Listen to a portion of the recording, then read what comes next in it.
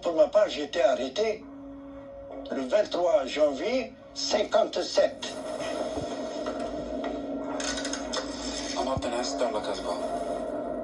Le réseau clandestin du FLN est mis à nu. Leurs indices tombent. On m'emmène en bas, à la cave. Alors il y avait des dizaines de bonhommes arrêtés, des dizaines d'arrêtés bas. Moi j'ai dit, j'ai rien à voir avec les interventions au niveau du FLN. Il me dit non, dites-nous la vérité. Vous savez, quand on est accroché par la police ou la sécurité militaire, c'est pas du bamba, hein, c'est pas... C'est l'électricité, c'est l'eau. Je suis passé par ça. Alors maintenant,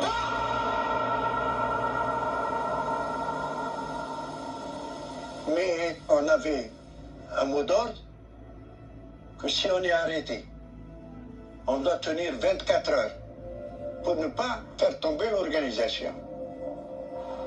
Et après, on peut parler. Parce que je vous assure, quand on fait des tortures, il faut parler. Parler juste ou pas, mais il faut parler. Ou sinon, c'est la tombe. Et après, il y a un officier de police, il m'emmène au deuxième étage. Dis-moi ce que tu es venu faire. Je dis, mais comment je voulais? Bon, je vais te donner un papier, de la stylo, et tu vas écrire. Tu es gardien de la paix, non? Qu'est-ce que j'ai fait?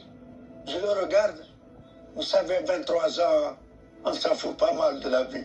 Je le regarde comme ça, je dis, monsieur le commissaire, vous permettez? Avec tout le respect que je vous dois. Il dit, tu veux parler? Oui, tu veux parler. Moi, j'ai choisi. Regardez là, j'ai choisi.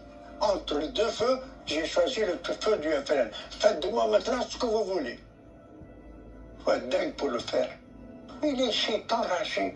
Il a commencé à m'insulter. Il demande au CRS, descendez-le à la cave.